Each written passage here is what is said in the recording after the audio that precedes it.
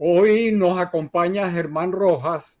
Germán es un geocientífico senior con más de 13 años de amplia experiencia internacional en el sector energético, en consultoría de emisiones de gases de efecto invernadero y en organizaciones sin fines de lucro.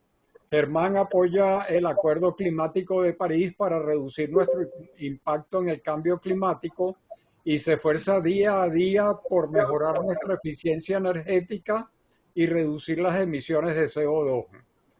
Es ingeniero geofísico de la Universidad Central de Venezuela con maestría en geociencias del Instituto Francés del Petróleo. También tiene un máster en economía de la UNED de España y más recientemente un máster en gestión de ingeniería por la Universidad de Texas en Austin. Con ustedes entonces los dejo con Germán Rojas. Muchísimas gracias por la introducción, es un placer estar acá. Voy a compartir mi pantalla, si me podrían por favor indicar si ven la pantalla. Perfecto, muchas gracias por la oportunidad, es un placer estar acá. Bueno, como dijeron anteriormente, mi nombre es Germán Rojas, estoy presentando hoy estas consideraciones sobre los gases de efecto invernadero dentro de la industria petrolera. Y la presentación está preparada por mi persona y también por Gabriela Indriago, quien está conectada, quien es consultora de esta compañía llamada CO2 Action, la cual cofundé hace más de un año. Y nosotros trabajamos en todo lo que es mitigación del cambio climático para corporaciones. Ayudamos a las corporaciones a disminuir su impacto en el cambio ambiental. Lo que les preparamos hoy es una agenda bastante sencilla, pero queremos comenzar con conceptos básicos y fundamentos. Tal vez van a ser un poco básicos para las personas que saben del tema, pero vamos a ir mejorando y aumentando el nivel técnico y vamos a después pasar a las aplicaciones y las consideraciones de la industria petrolera y terminaremos como un bonus track en una ayuda o ciertos ejemplos de cómo mitigar las emisiones para las compañías. Vamos a tratar de hacer esto entre 20 minutos, 25 minutos y darle tiempo a ustedes de ir por preguntas, que es tal vez la parte más interesante. Entonces comenzamos con los conceptos. Yo he visto varias veces la presentación de varios gráficos de temperatura, de la parte histórica, de personas o de especialistas que han hecho el cálculo basado en rocas o basado en ciertas técnicas. A mí me gusta basarme en lo que está haciendo el IPCC, que es las Naciones Unidas, que hizo un grupo muy sólido de geocientíficos que se encargan de validar los datos y tienen muchos años haciendo esto. Y esto lo que podemos ver es la gráfica que está basada en datos que hemos registrado. Y lo que vemos es que a partir de la época industrial hemos tenido ciertos cambios que han hecho que la temperatura aumente. Y los modelos indican claramente que hay un impacto fuerte derivado a la actividad humana. Entonces, es cierto que en el pasado han habido altos y bajos de temperatura, hay escalas naturales, y lo vamos a ver dentro de poco, pero también es cierto que hay un cierto factor, que es el factor humano, que también cumple un rol importante en el calentamiento global. Entonces, si nos enfocamos a dónde estamos hoy, estamos ya más de 1 grado por encima de donde deberíamos estar, y gracias o derivado a esto, el mundo entero o las organizaciones que están asociadas con el IPCC se ha puesto de acuerdo para poner objetivos de 1.5 grados en el largo plazo. Entonces se ha hecho un objetivo de net cero. Hay una diapositiva específica para eso. Y el objetivo original era estar por debajo de los 2 grados, pero el verdadero objetivo es mantenernos a 1.5. Entonces, ustedes van a ver que en un principio, cuando se hizo el Acuerdo de París, se hablaba de objetivo de 1.5, mantenernos bajo 2 grados. Ahora el mensaje es diferente, ahora el mensaje es un poco más claro y el objetivo es 1.5 y vamos a hacer lo mejor que podamos para lograr mantener la temperatura promedio de la Tierra en 1.5 en los próximos años. Este es el concepto del ciclo del carbono a nivel global y lo que podemos ver es que hay procesos naturales. Siempre ha existido esto y siempre existirá. Es por eso que podemos ver una reconstrucción de la temperatura en el pasado y siempre han habido altos y siempre han habido bajos. El componente que ha cambiado es la parte industrial del humano y más que todo es lo que se deriva, o el mayor impacto, es lo que viene del combustible fósil. Entonces, todo este sistema es un sistema que se autorrecicla, es un sistema cerrado, pero si le agregamos ciertas emisiones que se llaman antropogénicas, derivadas a la actividad humana, ese sistema va a colapsar en algún momento o va a tener más CO2 de lo que podía tratar y el efecto de invernadero va a verse más afectado con esos gases que están entrando en el sistema.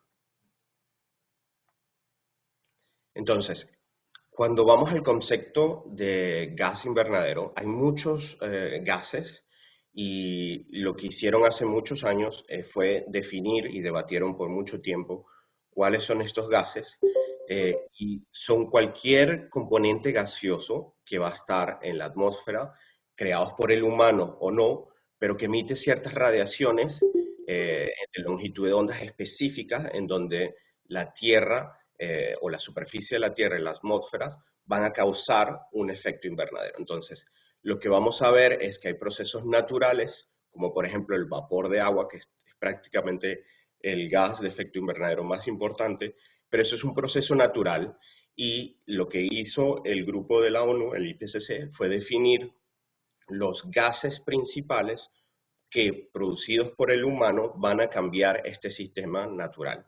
Entonces, tenemos el dióxido de carbono, que es el CO2, que es uno de los más importantes o el más importante, y después tenemos otros que producimos en menos cantidad, pero que su impacto puede ser inclusive superior que el del CO2. ¿Qué pasa? Cuando alteramos el sistema completo, por ejemplo, el vapor de agua, que puede entrar dentro del ciclo normal y se puede mitigar, etcétera, pero cuando empezamos a meterle otros gases al sistema, vamos a calentar un poco más la Tierra y vamos a generar un poco más de vapor de agua. Entonces, inclusive los gases naturales, como el vapor de agua, al tener un impacto indirecto debido a la actividad humana, podemos alterar esa ecuación y nuestro impacto no va a ser solamente en este tipo de gases, va a ser también en los gases naturales que están dentro del sistema. Entonces, lo que vemos acá es una gráfica de la concentración de CO2, parte por millón, y vemos una correlación prácticamente no lineal, pero bastante fuerte entre la actividad y las emisiones de CO2 asociadas a la energía fósil y la concentración que vemos de CO2 en la atmósfera. Si nos enfocamos en lo que es Estados Unidos, okay. Si nos enfocamos en Estados Unidos, lo que podemos ver, según la EPA, es que el mayor gas que es emitido a nivel de país es el CO2, con casi 80%, y después tenemos el metano. La característica del metano, en comparación con el CO2, es que se emite poco, pero en la atmósfera puede ser entre 24 y 28 veces más impactante que aquí en la Tierra. Entonces, pequeñas cantidades de metano puede ser muy, muy impactante cuando lo ponemos arriba en la atmósfera. Y después tenemos otros gases como el nitrógeno de óxido, perdón, y otros gases que están asociados más a la actividad agrícola, etc. Lo que hacemos en términos prácticos es que vamos a referir todas estas emisiones de otros gases a un CO2 equivalente y vamos a adaptar toda la escala de todas las emisiones a la escala del CO2. Para efectos de comunicación, eso simplifica mucho las cosas. Entonces, ¿de dónde vienen esas emisiones? Por lo menos en Estados Unidos, y cambia de país a país, tenemos 27% debido al transporte, después la electricidad, que es 25%, a pesar de que está mejorando mucho la eficiencia y la intensidad de las emisiones, la industria en general en 24%, y la parte residencial 13%, y ya después la agricultura, que es un 11%. Aquí vemos una gráfica en donde es clara la fuente de generación de electricidad, por lo menos en Estados Unidos. Esto cambia de país a país y cada país tiene un contexto diferente. Por lo menos en Estados Unidos lo que vemos es una disminución de la generación a partir del carbono. Sabemos que después de la guerra hay ciertos países que han reactivado sus plantas de carbono. Vamos a analizar esto para el año que viene, pero lo que vemos hoy o hasta hace 2 años era una disminución clara de la generación de electricidad a partir del carbono. Lo que sí también está incrementándose, en este caso junto con la energía ya renovable, es la parte del gas natural. Generación a partir del gas natural y la parte de energías verdes que está aumentando con mucha fuerza.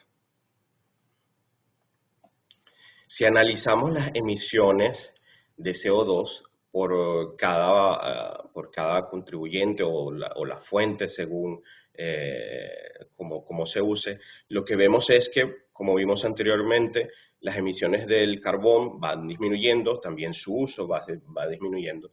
Lo que es el gas va aumentando, su uso va aumentando, pero la parte eléctrica y la parte petrolera está disminuyendo su CO2, o sea que están mejorando la forma en que se está comportando y está emitiendo menos CO2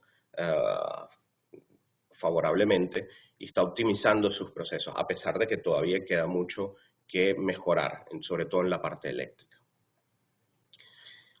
Hay 2 diapositivas que me parecen importantes de retener después de esta charla.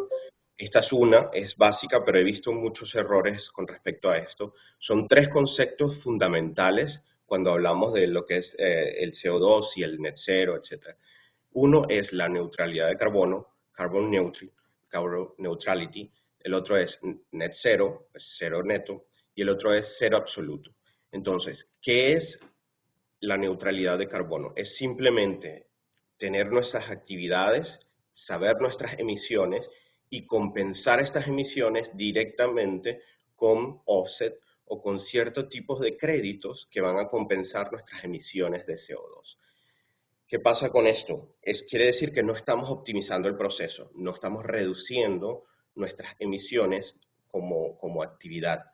Entonces, el concepto de net zero, que es el concepto que prevalece primordialmente, es el concepto de tenemos nuestras emisiones debido a cualquier actividad comercial o personal, etcétera. Vamos a tratar de hacer todo lo posible para reducir nuestras emisiones, hacer cambios estratégicos, se cambia de un carro de gasolina a un carro eléctrico, etcétera. Se hacen todos los pasos y al final lo que no se puede reducir, porque siempre hay un basement de emisiones que no se pueden reducir, se hace un offset de eso. Ese es el concepto de net zero que se está manejando y se puede manejar a nivel país, se puede manejar a nivel de compañía, se puede manejar a nivel personal, etc. El concepto de cero absoluto quiere decir que no vamos a emitir CO2. Es un poco más complicado porque la mayoría de las actividades que hacemos emiten CO2.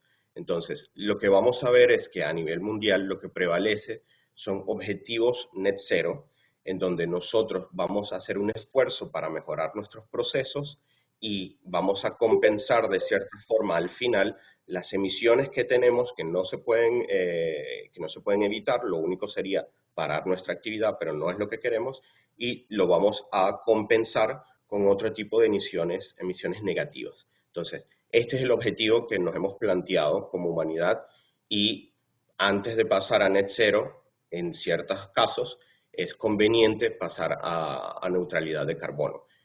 Por ejemplo, para compañías pequeñas no podemos exigirles que hagan inversiones fuertes para hacer net cero porque no tienen el presupuesto para hacer eso. Entonces, el concepto de neutralidad de carbono es un concepto que se adapta muy bien para ese tipo de casos. Para compañías grandes que tienen un presupuesto y que pueden planificarse, vamos a ver que un concepto de net cero es un concepto más adaptado en esos casos. ¿Cómo se calculan estas emisiones?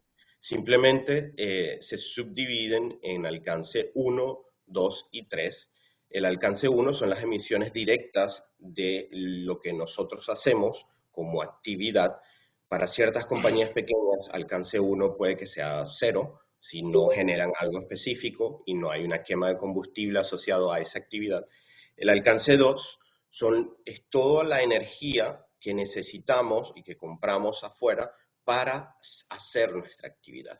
Y después el alcance 3 es todas las emisiones de nuestra cadena de proveedores, todas las emisiones asociadas a nuestra actividad que no entran dentro ni el alcance 1 ni el alcance 2. Entonces, ustedes van a ver que para compañías grandes, por ejemplo, compañías petroleras, ellos pueden tener objetivos de ser net cero en alcance 1 y 2, pero todavía no han definido objetivos para el alcance 3.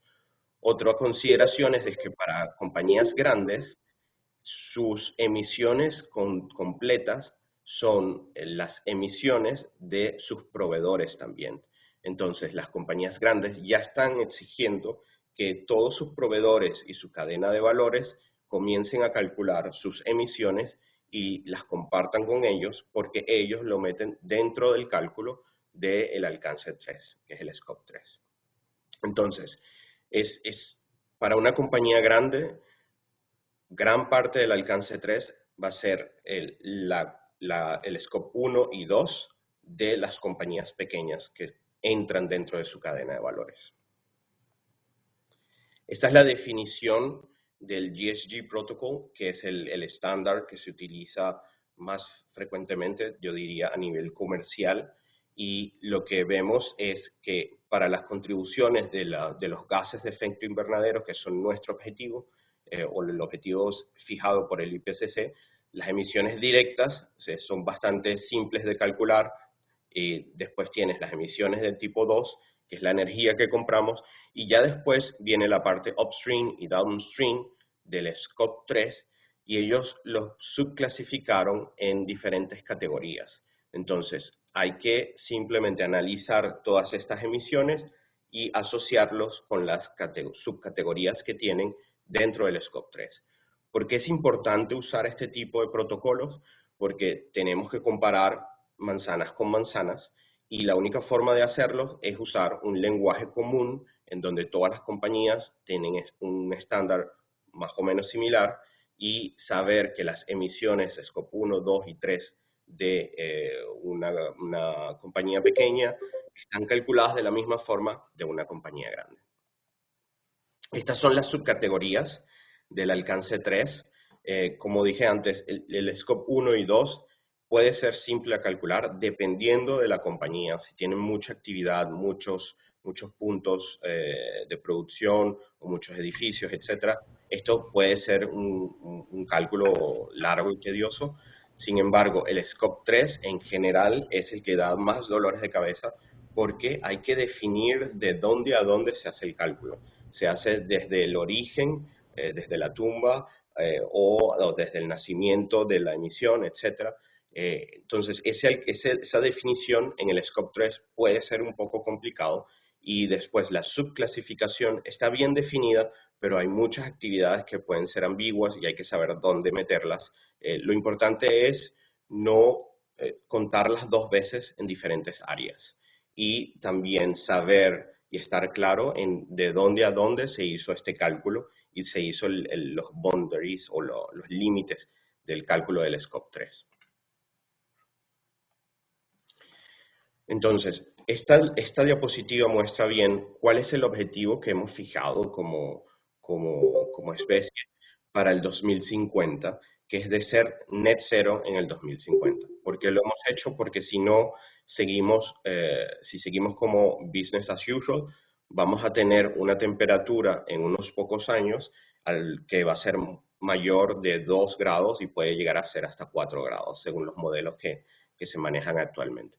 Entonces, tenemos objetivos claros para llegar a ser net cero en el 2050. Ojo, una vez más, net cero no significa no emitir carbono.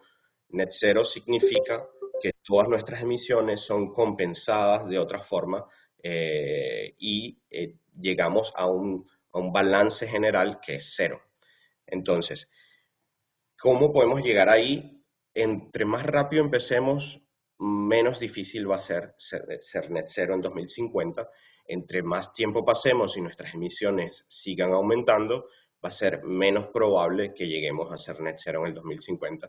Y vamos a llegar a un punto en donde ya hay que ser más que realistas, no vamos a poder llegar a ese net cero de 2050. Sin embargo, es bueno tener un target porque así sea en el 2050, 2060 o 2070, vamos a tener que pasar por esto para poder compensar ese aumento de temperatura. Entonces, ¿cómo podemos llegar a hacer eso? Individualmente, a nivel corporativo o a nivel de país, tenemos que fijarnos objetivos y se hace un roadmap, se hace una planeación de ideas para controlar nuestras emisiones y bajarlas hasta un punto que sea net cero. Importante destacar que va a haber una parte que es negativa en emisión. ¿Por qué? Porque inclusive si optimizamos todo el proceso, no nos va a dar tiempo y no nos va a dar un balance como para poder controlar la temperatura. Entonces, a juro, tenemos que remover parte de ese CO2. Entonces, un negocio que va a ser importante, sobre todo para la gente que tiene conocimiento del petróleo, va a ser las emisiones negativas. Ya comienza a ser un negocio, pero creo que con el pasar de los años, las toneladas en venta van a ser mucho más importantes y los proyectos van a ser mucho más importantes para nosotros también en esta industria. ¿Cuáles son las implicaciones en la industria petrolera? Si vemos las compañías, las 20 compañías que más han generado CO2 desde 1965, lo que vemos son compañías petroleras como Saudi, como PDVSA, etcétera, y compañías de carbono que generan electricidad o que generan su producto principal es el carbón. Entonces, ¿qué pasa? Si somos gran parte del problema, obviamente tenemos CO2 generado por todo tipo de actividad, pero si las compañías petroleras y las compañías de carbono son parte del problema, van a estar mucho más controladas, reguladas, y va a haber un incentivo o una motivación más fuerte para que estas mismas compañías hagan un esfuerzo de absorber su CO2 o de mitigar sus emisiones como tal. ¿Qué es lo que está pasando hoy en día y que lo vemos a diario en las noticias? Que cada una de estas compañías está definiendo un rol y está definiendo un patrón y dónde jugar dentro de este ambiente. Por ejemplo, para el 2020, BP ya tenía su target para ser net cero. Y ya sabemos cómo reaccionó bajando las inversiones en exploración, etcétera. Y ya tienen objetivos claros para controlar su Scope 1, 2 y 3. Chevron, que es un ejemplo de las compañías americanas, ellos están obligados a entregar y a informar cuánto emiten, pero no están obligados hasta ahora a reducirlos. Eso va a cambiar y hoy vamos a ver una lámina con eso. Lo mismo para otras compañías que son americanas, y lo que vemos es que las compañías europeas están ya en su mayoría definiendo los objetivos de neutralidad de carbono y ya tienen un plan a seguir. Lo que sí vemos es que hay cosas bien interesantes, es que, por ejemplo, Shell tuvo un proceso, o todavía tiene un proceso legal, en donde lo están obligando a reducir sus emisiones basado en el daño potencial de sus emisiones futuras. O sea que ya las compañías hoy en día pueden ser culpables o pueden ser responsables de las emisiones que todavía no han generado. Pero si no presentan un plan hoy serio de cómo van a reducir sus emisiones, puede que el Estado o las personas se sientan afectadas y puedan iniciar un proceso contra esas compañías. Eso todavía está en proceso en La Haya, pero ya tuvieron, o Shell tuvo una primera respuesta negativa y ya se preparan para ir más adelante en el proceso. Pero eso puede cambiar completamente el juego porque te están haciendo responsable de las emisiones que todavía no has generado como compañía. ¿Qué pasa? Todas ellas, o no todas ellas, la mayoría de las europeas que se encuentran como objetivos claros de neutralidad de carbono, están obligando a sus proveedores a tomar la misma ruta.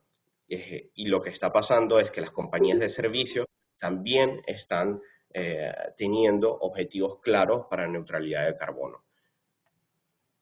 Si comparamos entonces ciertas direcciones que están tomando las compañías europeas, que tradicionalmente eran compañías de petróleo, algunas de ellas quieren ir dentro de lo que es el mercado de energías renovables. Y lo que vemos acá es Enel y NextEra, que son compañías de energías renovables consideradas super major dentro de este ámbito, están bien posicionadas hoy en día y tienen una capacidad importante que va a ir aumentando con el tiempo y que está siendo casi exponencial porque las inversiones lo requieren para las energías verdes, pero también vemos que parte de las super majors que tradicionalmente eran dedicadas solo al petróleo, están invirtiendo fuertemente para entrar dentro del mercado de energías renovables. Y se puede resaltar el esfuerzo de Total Energies y de BP y los objetivos que se han planteado para 2030 y para 2025 pueden ser bastante ambiciosos, pero lo que están haciendo es reinvirtiendo las ganancias de la parte petrolera para entrar dentro del mercado de energías renovables. Entonces, se ve claramente cómo Total Energies y BP están buscando esos mercados y para el 2030 el objetivo de estas compañías es ser tan importante como otras compañías de energías renovables que se dedican solamente a eso. Entonces, tendría los objetivos comparables. Total Energies quiere ser más importante que Iberdrola, que es la compañía estándar española, y la tendencia es a esto, a reutilizar las ganancias del petróleo, que tiene un NPV y un IRR importante, para ir dentro de la energía renovable.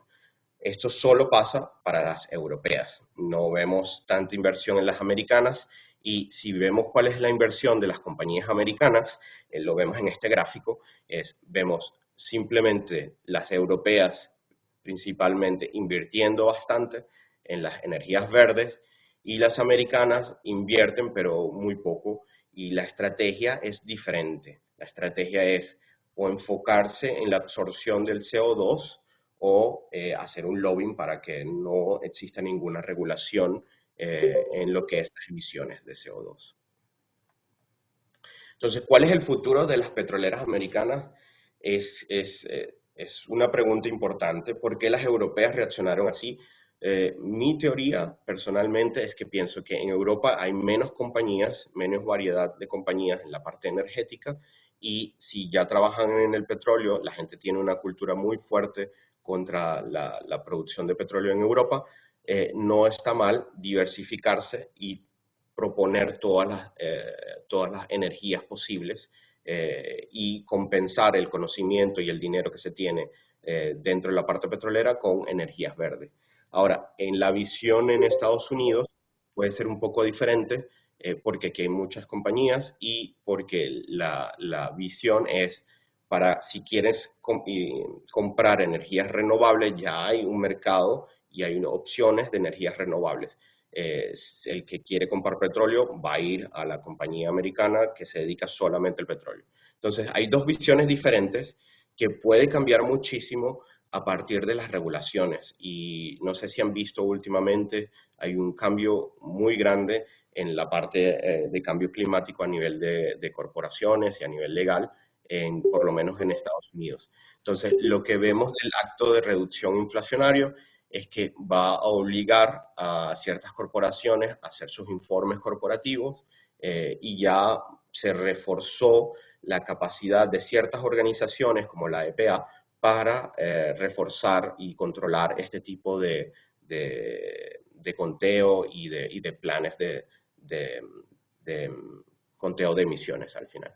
Se va a hacer un incentivo para implementar nuevas tecnologías que son bajas en CO2 y los reemplazos de vehículos. Se va a poner mucho dinero para que las compañías puedan disminuir sus emisiones y algo importante es que se está aumentando las regalías para la actividad petrolera de 12.5 o 13% hasta 18%. Sigue siendo bueno en comparación con otros países invertir en el petróleo dentro de este contexto, pero bueno, hay un porcentaje considerable que van a tener que pagar las compañías. Algo bien interesante es que las regalías que se pagan por el metano ya no son solamente por el metano producido o vendido, ya ahora se va a pagar por el metano producido, quemado, venteado y los que se escapan sin que nosotros los controlemos. Entonces va a haber una actividad bien fuerte, una voluntad fuerte para controlar esas emisiones que se nos escapan de los pozos viejos o de las instalaciones y de verdad que ya hay un negocio bien bonito para seguir produciendo energía, seguir produciendo petróleo, pero controlar más ese metano que se nos escapa.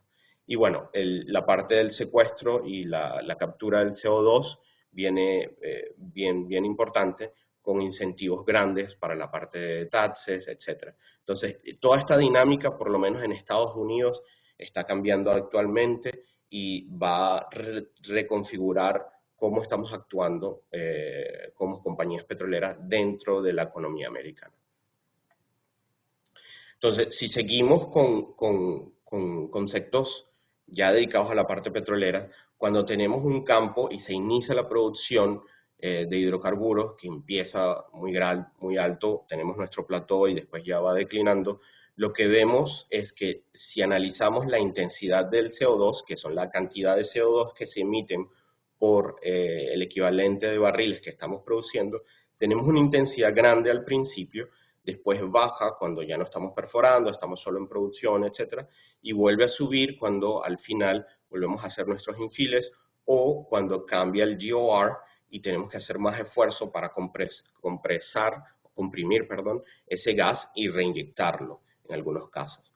Entonces, lo que vamos a ver es que las compañías petroleras están definiendo targets para intensidad de emisiones de CO2 y vemos que va a haber un histórico de assets con una intensidad alta, entre 30 a 50 de intensidad, que van a tener que rejuvenecer con assets o con nuevos lugares, nuevos campos con menos emisiones de CO2. Entonces, ¿cuál es el negocio que veo acá? Por ejemplo, en la parte petrolera va a haber compañías que se dedican a comprar assets con grandes emisiones de CO2 y que tienen el conocimiento tanto de la producción como de la absorción de ese CO2, tanto del secuestro, y van a comprar de las compañías que no tienen ese conocimiento, esos campos, y van a hacer dinero siendo net cero también. Entonces tienes las compañías que van a ser alternas. También las compañías de exploración sí mantienen la exploración a pesar del objetivo net cero. La exploración va a estar focalizada a objetivos con bajas emisiones de CO2 en el futuro. En el momento que se hace la exploración, ya se va a calcular cuánto van a ser las emisiones potenciales, si se hace un FPU o si se hace un tieback, etc. Se calculan esas emisiones y ya antes de hacer el bidding, antes de hacer el farm-in, se van a considerar esas emisiones para el futuro del portafolio de la compañía.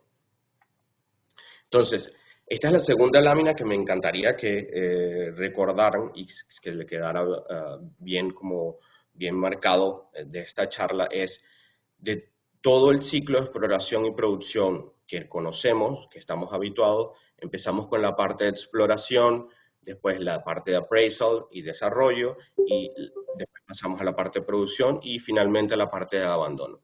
Entonces, en la parte de exploración, lo que es New Ventures, lo que es Farming, lo que es las rondas de licitación, todo eso, vamos a tener un pico de emisiones asociados a la sísmica multicliente, los piston core, toda la adquisición gravimétrica y todo eso. Hay ciertas emisiones que se hacen en esta parte. Una vez que definimos como exploradores qué zona nos interesa, se hace un contrato o se gana la licitación, etcétera. Ya en esta parte solamente hay actividad mínima. Tienes el equipo de geociencias trabajando en la interpretación, o sea que es solamente electricidad y commute del equipo, y después tienes abogados, etcétera. O sea que no hay muchas emisiones en esta parte. La parte de maduración, lo que es el reprocesamiento de la sísmica, preparación de dónde se va a perforar, etcétera, hay cierto incremento, sobre todo cuando se reprocesa la sísmica, y hay ciertos procesos que son un poco más consumidores o generadores de CO2 que otros, por ejemplo la RTM con respecto a la Kirchhoff, etcétera. Pero en realidad, cuando lo comparamos con otros efectos de emisiones, otro pico de emisión va a venir cuando tenemos un pozo exploratorio. Entonces, se hace ese pozo exploratorio, tenemos ese pico y después se hacen los análisis, se hacen los pozos de delineación, se puede poner back to back o no, hay otro pico de emisión de CO2 dentro de este ciclo y después se hacen los modelos en donde se dice que hay suficientes recursos o no, se hace el FID para concretar si se va o no a producir el campo. Durante la appraisal y el FID solamente entra geociencias, es un modelo de Petrel, este tipo de objetivos, y después del FID se comienza a hacer la construcción de la instalación como tal. Entonces ya tienes diferentes equipos, el topside, tienes el FPU que se produce, no sé, en Corea, etcétera. Entonces todas esas emisiones tienden a ser muy, muy importantes. ¿Qué pasa? Estamos ya casi listos para el first oil, empezamos la producción, se comienzan a perforar los primeros pozos de producción, se puede perforar un poco antes, pero aquí los pusimos casi al mismo tiempo, que se van perforando y conectando. Una vez perforados los primeros pozos de producción, bajan las emisiones, no bajan a cero porque ya estamos produciendo, estamos vendiendo ese hidrocarburo, o sea que esto tiende a ser bastante alto porque estamos vendiendo el producto y después que hay una declinación considerable, se puede hacer una reinversión, se hacen unos infills o una recuperación secundaria, vamos a tener otro pico en emisiones de CO2 derivado a esa actividad y a la optimización también de la producción.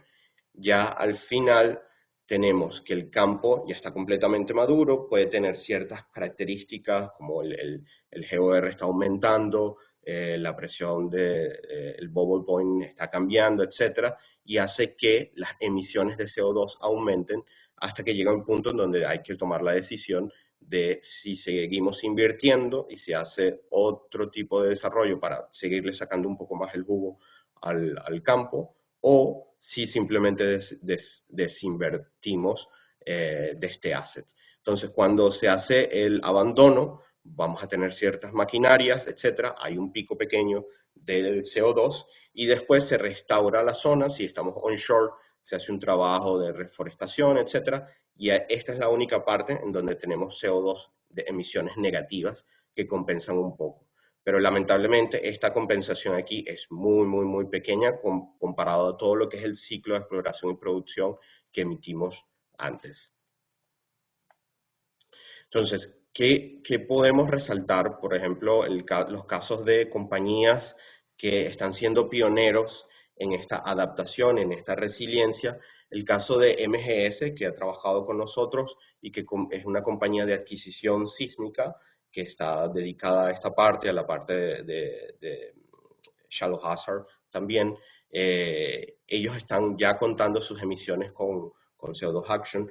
El caso muy bueno de Lumina también, que ha dado un paso adelante en el conteo de sus emisiones y que tiene ya una intención bastante positiva, seguir trabajando en este esfuerzo. Ellos son un ejemplo de lo que es la parte de procesamiento, interpretación, etcétera, son líderes en esto y también quieren ser líderes en lo que es cambio climático.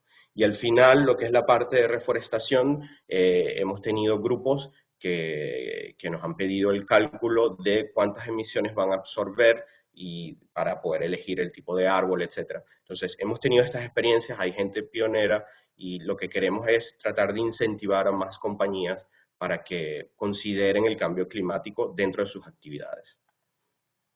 Si compartimos también un análisis que hicimos hace un tiempo sobre cuáles son las emisiones de CO2 dependiendo del tipo de perforación, nosotros podemos hacer el análisis de emisiones de CO2 de cada compañía que trabaja dentro de cada actividad de perforación.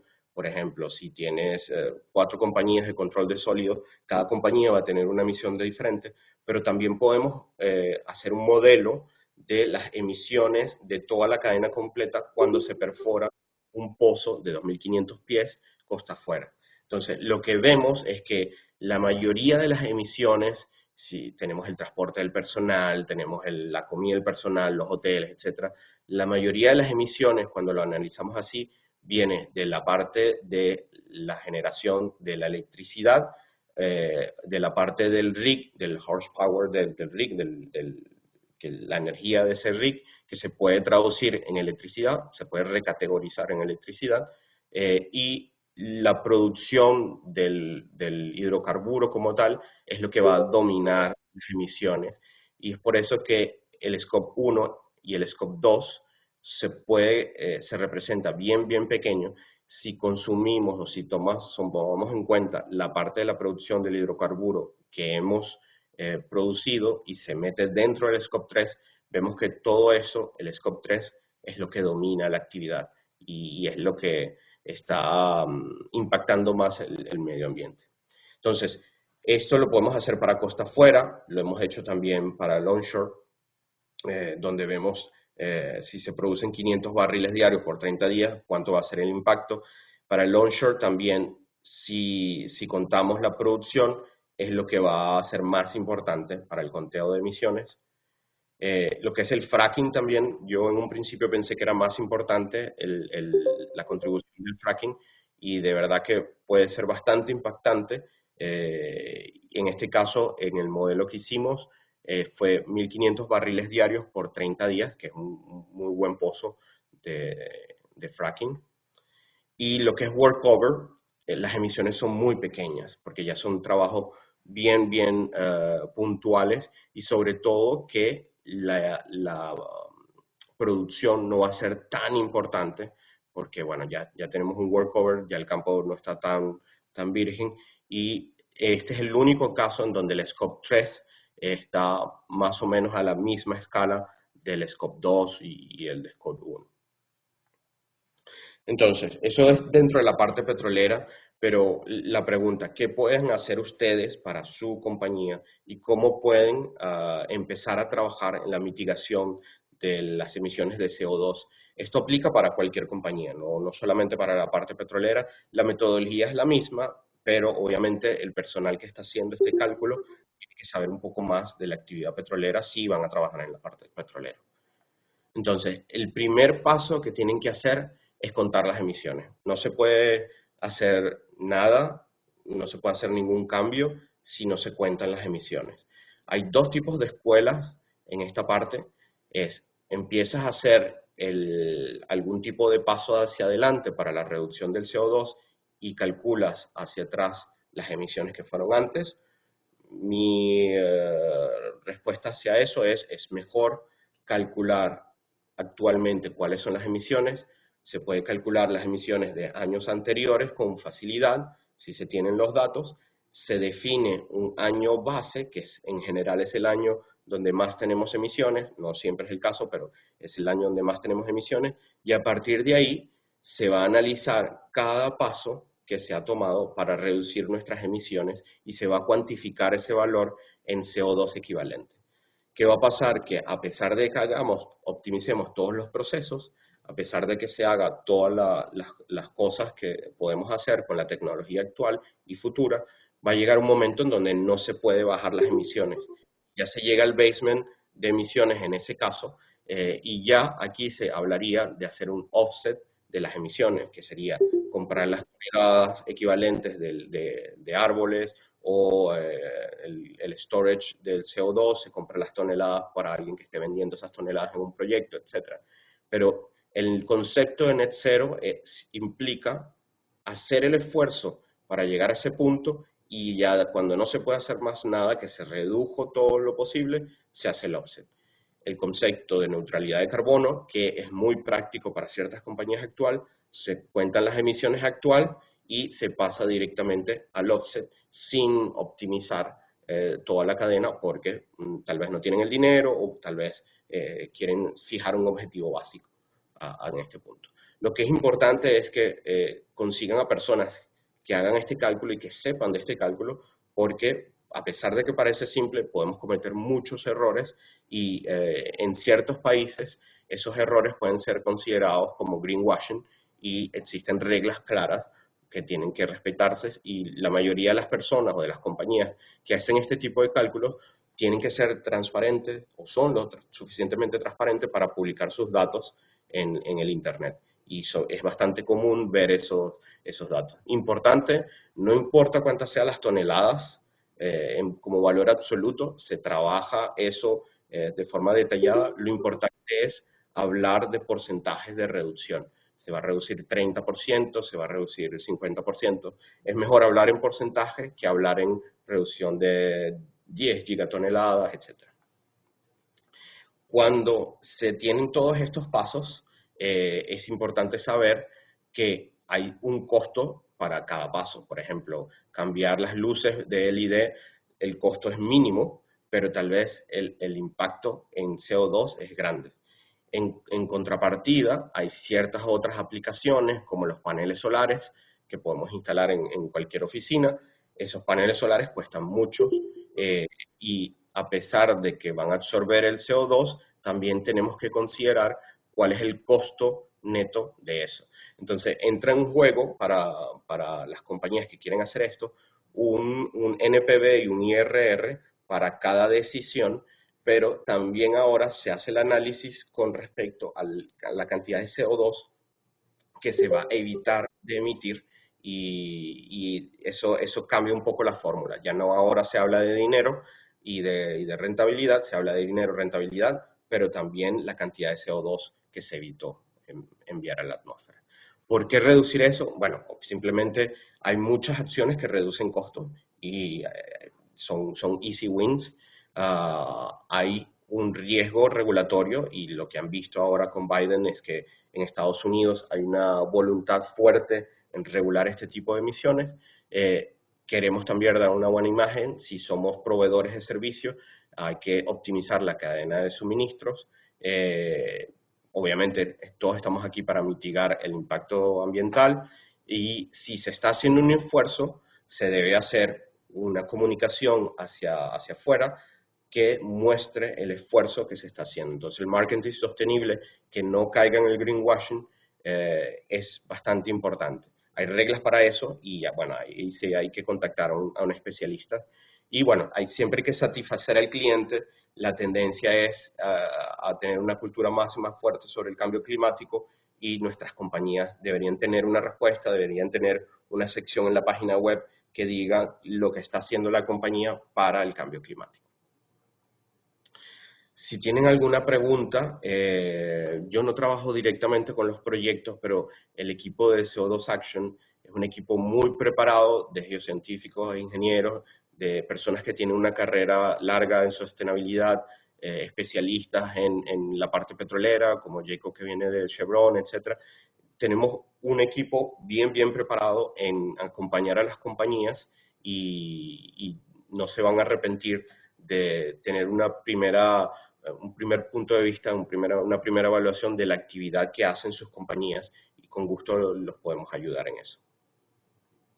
Estos son los contactos, si tienen preguntas y si quieren ir más adelante con este cálculo, siéntanse en confianza de contactarnos y de tener un primer approach con ustedes, de entender la actividad. Siempre hay emisiones, a pesar de que tenemos una compañía de una persona que trabaja en Internet desde casa, siempre hay emisiones, siempre se puede hacer algo y no son proyectos que son costosos. Entonces, de verdad vale la pena hacer por lo menos el análisis y empezar a dar un paso adelante para lo que es el cambio climático. Bueno, Muchísimas gracias. Germán, muchas gracias por esa exposición. Creo que tiene unos puntos de vista interesantes y hay una serie de preguntas que te están haciendo desde el chat. La primera pregunta que me piden no resumirla dice, tomando en cuenta que hay una producción natural de CO2 y metano que tiene su origen en la actividad volcánica, incendios forestales, actividad metabólica de seres vivos, particularmente también hay emisión de metanos a través de todo el sistema de fallas en la corteza terrestre, todo lo cual proporciona cantidades gigantescas de esos gases. Como se ha discriminado ¿Cómo se ha discriminado la contribución de lo natural contra lo que los humanos producimos? Esa es la primera pregunta. ¿Está No, eso, hecho esto de manera correcta? Esa es la segunda. El sí. problema para contabilizar todo esto es que hay una fuerte dependencia de estimados y los estimados pueden estar mal hechos, particularmente la contribución de erupciones volcánicas. ¿Existe algún trabajo? Esta es la tercera pregunta. ¿Existe algún trabajo experimental que le dé una respuesta a esta inquietud? Pregunto esto porque creo que en este punto hay problemas. Sí, no, es una buena pregunta. En la parte natural siempre ha estado ahí, siempre hay un sistema natural que funciona y de hecho hay compañías ahora que se dedican a planificar la explotación de la energía natural dentro de las dorsales, dentro de los volcanes, etcétera, para generar más energía. Eh, la parte natural siempre ha estado ahí y no hay duda en eso que hay altos y bajos dependiendo de la actividad natural. Eso nunca se ha negado.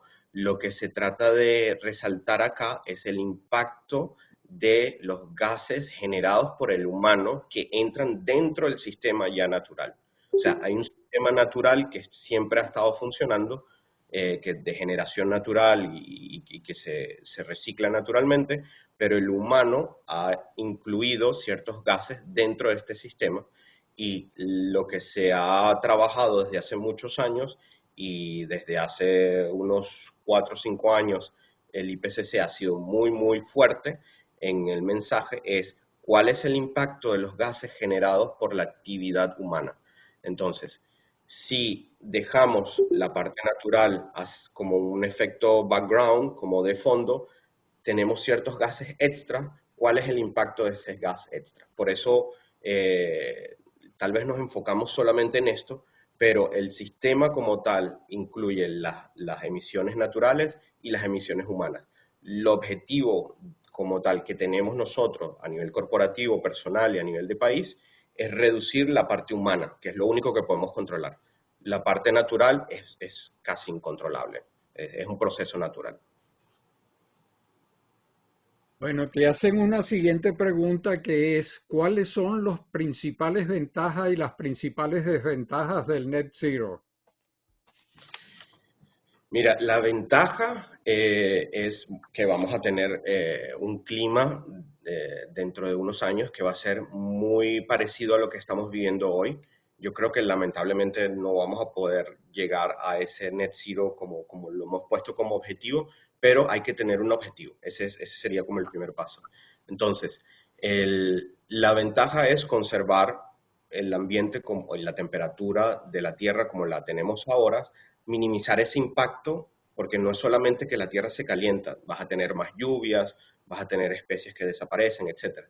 Entonces, vamos a poder minimizar eso y poder conservar la imagen que tenemos de la Tierra actual en los próximos 100 años.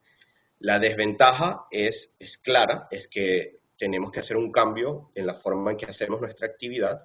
Ciertos cambios son prácticamente fáciles, ciertos cambios meritan dinero, inversión.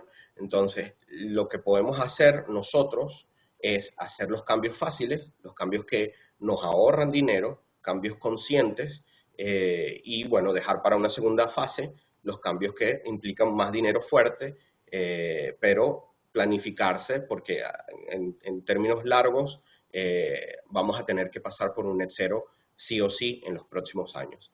Negativo, creo que el impacto de dinero para ciertas compañías va a ser importante. No le podemos exigir a una compañía pequeña que haga una inversión fuerte para hacer net cero, es irrealista y eso puede ser considerado net cero, negativo. Ahora, pensar en el medio ambiente, querer conservar la misma temperatura que tenemos ahora y que nuestros niños no tengan que emigrar hacia Canadá y que tenernos que mover nuevamente todo hacia los sitios más fríos, eso va a ser negativo si ocurre. Entonces, lo mejor sería evitarlo lo antes posible. Te preguntan, ¿podrías especificar el concepto o definición de emisiones negativas y los procesos para obtenerlas? Sí, las emisiones negativas son emisiones, son proyectos que absorben CO2 o, y esto está validado por las Naciones Unidas, son proyectos que evitan futuras emisiones. Entonces, podemos tener árboles y estos árboles van a absorber cierto CO2 y nosotros vamos a comprar las toneladas de CO2 absorbidas por ese árbol. Es un negocio, ellos las venden, nosotros emitimos nuestras emisiones, yo compro las toneladas de CO2 para compensar mis emisiones. Pero también existe el concepto de futuras emisiones. Por ejemplo, si no haces nada en un pueblo en India, ellos van a tener que generar electricidad a partir del carbono y ese pueblo de 20.000 personas va a tener una producción potencial de tantas toneladas de CO2 si utilizan el carbono. Entonces, al invertir dinero en hacer un desarrollo de paneles solares, un desarrollo hidráulico, se está evitando esas emisiones potenciales. Esas toneladas que se están evitando también son consideradas toneladas negativas, que te sirven como offset. Entonces, eso se complementa con el concepto clásico que nosotros tenemos en la industria petrolera, que es de hacer el storage, de capturar ese CO2 por método directo o saliendo directamente de la fuente del CO2 y se mete en el yacimiento o se mete en los acuíferos o se pone en ubicaciones específicas para almacenar ese CO2. Eso también es negativo, CO2 negativo, perdón, y se puede comprar las toneladas, a pesar de que hoy en día es un poco costoso las toneladas por métodos directos o por inyectar el CO2, hacer el storage, se vuelve más económico si hay incentivos de parte de los gobiernos, que es el caso actual en Estados Unidos, y que se pueda ahorrar la compañía dinero en taxes o se pueda vender ese CO2 a compañías y que el precio esté por encima de $100. Ya se vuelve un negocio comercial. Me preguntan si no crees que ExxonMobil está esperando a que todos los demás, sobre todo las public owned, hagan su trabajo de una manera y de esta manera aprenden lo que valga la pena, mientras que sobreviven esperando que se resuelva el sofisma del cambio climático basado en la curva del aumento de CO2 atmosférico, que creció desde los años 50, tanto más que sabemos y saben que el Little Ice Age duró solamente casi un siglo y por otra parte han decidido investigar la economía del hidrógeno azul. Sí. Bueno, la pregunta es extensa. Te puedo dar una respuesta personal basado en los proyectos que he trabajado con Edson. Exxon es una compañía muy seria, son líderes en lo que hacen y quieren ser líderes siempre, quieren ser los mejores en lo que hacen. Ellos invierten mucho en hacer el lobbying para que no tengan que pagar por las toneladas de CO2 o de metano emitido. Como lo analizo yo, es una compañía que tiene una producción muy, muy alta, son muy buenos produciendo y es una compañía en la cual le va a afectar bastante el bolsillo si tienen que compensar y pagar por ese CO2. Dicho eso, y sabiendo que ellos tienen un lobby importante para que no pase esta regulación, creo que va a ser inevitable que el mundo se adapte a eso y ya lo vemos con los nuevos actos que se acaban de firmar en Estados Unidos, la postura que he visto externamente de Edison se enfocan más en el CO2, en la captura y el storage del CO2, y lo que vimos en el último lease sales de aguas profundas y no profundas es que Edison ya tomó muchos bloques en la costa fuera de Texas, en donde sabemos que no existe un potencial grande de petrolero, que ya es una zona ya muy conocida, etcétera, y la intención que interpretamos es que esa zona va a ser dedicada a todo lo que es el storage. Entonces, ¿cómo va a trabajar Edson? No lo sé. Creo que tienen presiones fuertes para por lo menos definir qué van a hacer para disminuir sus emisiones. Están empezando a reaccionar en ese aspecto. Estoy seguro que ellos tienen la capacidad, tanto intelectual como monetaria, para compensar de cierta forma sus emisiones y en el peor de los casos, mira, pagarán por sus toneladas de CO2 y su metano producido. Y tendrán sus objetivos de no flaring, tendrán sus objetivos de disminución del Scope 1 y 2, pero el Scope 3 en este caso va a ser bastante difícil para Exxon porque producen mucho hidrocarburo. La siguiente pregunta es, ¿cuál es la ganancia real y tangible de reducir las emisiones? Sí, las ganancias reales. Bueno, siempre depende cómo veas el cálculo. Puede ser en base por ejemplo, hoy en día puedes tener una reducción de tus impuestos. En las nuevas regulaciones que están pasando, puedes tener una reducción en tus impuestos. Si lo miras en el largo plazo, cambiar de un carro de gasolina a un carro eléctrico, si tu electricidad te sale más barata o si tienes green electricity, si tienes proveedores de electricidad verde, si haces el cálculo a largo plazo, te sale más económico tener un carro eléctrico que un carro a gasolina, dependiendo de cómo modeles el precio de la gasolina. Los paneles solares son bastante costosos si lo miras a corto plazo, pero si lo miras como una inversión a 20, 30 años, vas a ahorrar muchísimo. Entonces, siempre hay casos que son muy tangibles, muy fáciles de ganar, y recuerda que como compañía hay ciertos pasos que cuestan muy poco, como cambiar las luces, LED, tener sistemas corporativos para disminución del CO2, etcétera, una cultura corporativa.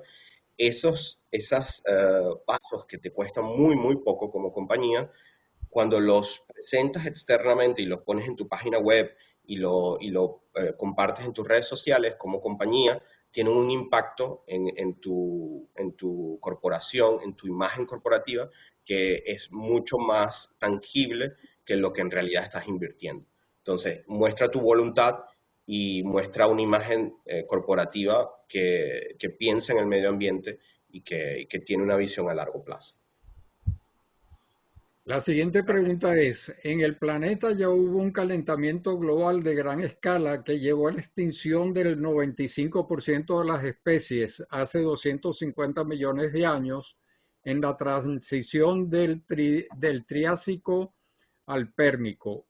Hubo liberación de enormes cantidades de metano precedidas de CO2, corroborado por su huella en la roca como resultado de erupciones volcánicas, que es algo que también vemos hoy con un incremento de actividad volcánica. La huella dejada por el azufre en las rocas del lecho marino de aquella época revela gran concentración de H2S que indica muerte súbita de especies marinas.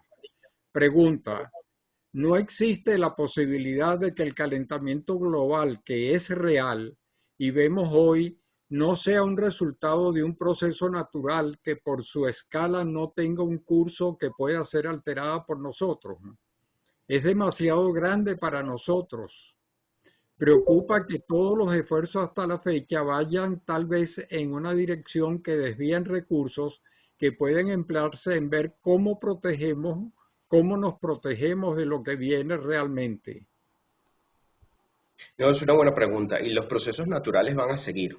Siempre han existido, siempre va a existir y siempre vamos a tener épocas de calentamiento, épocas de enfriamiento, etcétera. Eso siempre va a existir.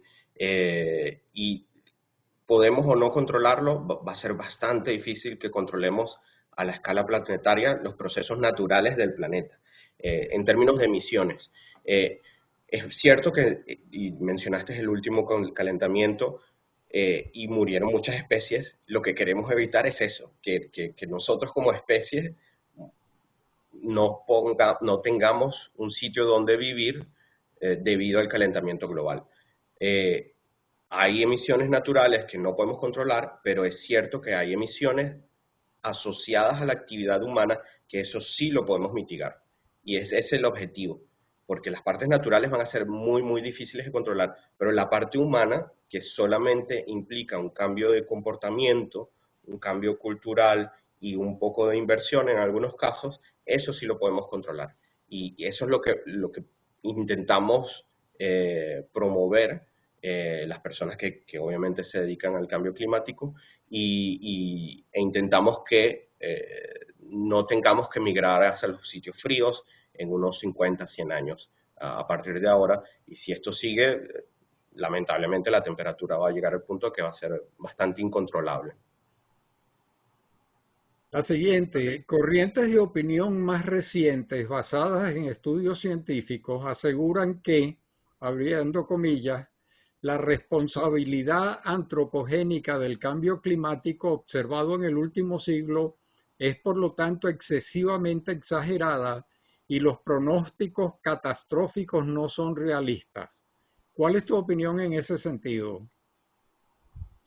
Mira, yo trato de ser objetivo. Cuando vemos las temperaturas promedios medidas por el hombre desde que tenemos herramientas para medirlas y desde que tenemos registros, hemos visto que en los últimos 10 años, 8 de los 10 han sido los más calientes registrados en promedio. Entonces, por ejemplo, yo vivo en Houston y recuerdo el último diciembre, literalmente lo pasamos en Bermudas y en la piscina. Y eso no es normal. Eh, Ojo, el calentamiento global no solamente afecta la temperatura, no solamente incrementa la temperatura, tenemos otras formas de medirlo, etcétera, y va a afectar la lluvia también, y va a haber otro tipo de descontrol. Eh, Creo, y yo me remito a mis observaciones personales, para mí yo siento que hay un efecto tangible hoy en día y que se puede acelerar y lamentablemente no es lineal. Entonces podemos tener consecuencias muy, muy rápidas. Y si vemos los datos que la humanidad ha registrado desde la etapa preindustrial, los últimos años en promedio han sido los más calientes, sin duda alguna. Ahora, si es un proceso natural o es un proceso humano, nosotros medimos la parte humana y creemos que la parte humana, la actividad, está correlacionada con ese aumento en la concentración de CO2 y hay una correlación fuerte. Los que no creen en eso, yo los invito a, tal vez, no sé, a pensar en un experimento, no lo hagan, pero si tenemos nuestro carro en el garaje y tenemos un poquito abierta la puerta del garaje y entra aire fresco, podemos tener el carro prendido sin ningún riesgo. Ahora, si cerramos el sistema, el carro está prendido, o no lo hagan, el carro está prendido y tenemos un sistema de gases dentro del garaje, lo más seguro es que afecte la temperatura, afecte nuestra salud y muy probablemente termine muerta la persona que se queda dentro del carro. Entonces, cuando tienes un sistema cerrado y vienen procesos naturales, pero ese proceso entra y sale, no hay tanto problema. Cuando lo confinas y entras una actividad humana y se sobresatura el sistema, pueden haber consecuencias y eso es lo que estamos tratando de compensar al hacer el esfuerzo de cambio de comportamiento corporativo y comportamiento personal. Ojo, no hagan este ejemplo en casa, puede ser muy peligroso, por favor. Mira, ¿qué opinas de la siguiente afirmación atribuida a un grupo de científicos italianos? Dada la importancia crucial de los combustibles fósiles para el suministro energético de la humanidad, sugerimos que nos neguemos a adherirnos a las políticas de reducir las emisiones atmosféricas de dióxido de carbono bajo el ilusorio pretexto de gobernar el mundo climático. Hay soluciones que se presentan para controlar todo lo que es el cambio climático eh, ya directamente en la atmósfera. Y van a haber soluciones por Elon Musk y soluciones para generar hidrocarburos a partir del CO2 en la atmósfera. Y hay muchas soluciones. Las más simples y las más tangibles cuando nos referimos a lo que es el impacto humano es el cambio del comportamiento y es el fijar un net zero para un año determinado. Eh, hay políticas, hay soluciones de todo tipo y tal vez vamos a tener que recurrir a todas ellas si no logramos tener un cambio radical, pero hay diferentes posturas y creo que la más simple es la que está tomando el IPCC. Y vuelvo otra vez al punto que se tomó, que traté de decirlo durante la charla. La idea no es ser carbón cero, la idea no es no producir carbón, la idea no es no producir hidrocarburos o oil en el 2050. La idea es ser neto cero, o sea, que todas nuestras emisiones sean compensadas con emisiones negativas al mismo tiempo y que tengamos un balance. Eso quiere decir que podemos continuar con nuestra vida y nuestra actividad, pero compensando el daño que estamos haciendo en términos de CO2. Ese es un mensaje importante porque no queremos cambiar nuestro comportamiento para no agarrar vuelos. Queremos seguir tomando vuelos, pero que ese vuelo disminuya sus emisiones y yo pague el offset que se puede pagar por la aerolínea de $2 por un vuelo intercontinental y ya no dejo ningún daño al medio ambiente. Te preguntan, ¿qué opinas de que en Venezuela lo que podemos hacer es compensar las emisiones con IOR y también compensarlas con el desarrollo de pinares de Monagas y Anzoátegui? El caso de Venezuela es interesante porque cuando lo analizas de forma de energía, nuestra energía que consumimos es bastante verde. Es energía hidráulica, es energía que es limpia y natural. Ahora, hay energía que viene de la parte de gas en ciertas zonas, si nos dedicamos al petróleo, si es un producto que va a seguir siendo importante para nosotros, sí. Entonces, ahora la pregunta es, ¿quieres inyectar CO2 para aumentar tu producción de petróleo o quieres inyectar CO2 para compensar tu producción de petróleo actual? Son dos conceptos diferentes. Entonces, si inyectas CO2 para producir más, el balance es que siempre vas a tener más carbono. Si inyectas CO2 para compensar lo que ya estás produciendo, vas a poder llegar fácilmente a un balance de net cero en este caso. Mi visión es que para el 2050 yo soy pro mix de las energías. Vamos a tener hidrocarburos, vamos a tener oil. Obviamente el gas va a ser más importante que el oil, pero los países que dependen en gran parte del petróleo van a seguir su producción, como los países de la OPEP van a seguir su producción. Lo que va a bajar de aquí al 2050 son las ofertas internacionales de países que no son puramente petroleros. Ellos van a tener una tendencia más a generar energía verde en el futuro. Venezuela, mi opinión es que va a ser como Arabia Saudita, va a seguir siendo una fuente importante de ingresos y mi visión es que van a seguir produciendo petróleo. A pesar de Arabia Saudita, que tiene un potencial grande en la parte solar, si logran configurar un sistema de producción de hidrógeno que sea rentable. 37%. La siguiente pregunta es, Frederick Seid, presidente del Rockefeller View y de la Academia Nacional de Ciencias de USAM, afirmó la naturaleza y no la actividad humana gobierna el clima. ¿Qué respondes a esa afirmación? Parcialmente yo estoy de acuerdo con él, o sea, la naturaleza reacciona a eso. Ahora, si metes la actividad humana dentro de la ecuación, la actividad humana va a contar, tal vez en un pequeño porcentaje si ves el análisis completo, pero ese pequeño porcentaje va a tener un impacto grande, uno. Y dos, traten de considerar también un gas invernadero que es natural, que es el vapor de agua. Gracias a esta actividad humana que está sobrecalentando en pequeña porción la Tierra, va a generar más vapor de agua, que es un proceso natural, y esa actividad humana incrementa el vapor de agua, y entonces estamos también afectando ciertos gases que son procesos naturales. Entonces, para mí es una combinación entre los procesos naturales de la Tierra y nuestra actividad como seres humanos. ¿Cuánto afecta? Si ves el balance completo, natural es bastante, humano es pequeño, pero ese pequeño está haciendo un impacto considerable y medible en la temperatura.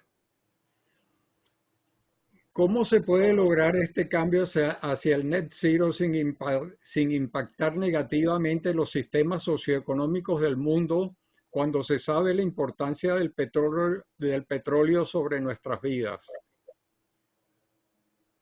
El petróleo siempre, en mi punto de vista, siempre, o bueno, en los próximos años va a estar ahí, porque tenemos muchas cosas que hacer a partir del petróleo. Generamos muchas cosas a partir del petróleo. Entonces, lo que tenemos que hacer, y está claro, es que el incremento en la demanda eléctrica y el incremento en la demanda energética ya está siendo compensado más por energías verdes que por energías fósiles. Y vemos que ese incremento es más fuerte en energías verdes. Entonces, hay que tomar una decisión en cortar ciertas fuertes energías que dañan muy rápido, o que son muy importantes, lo que es el carbono.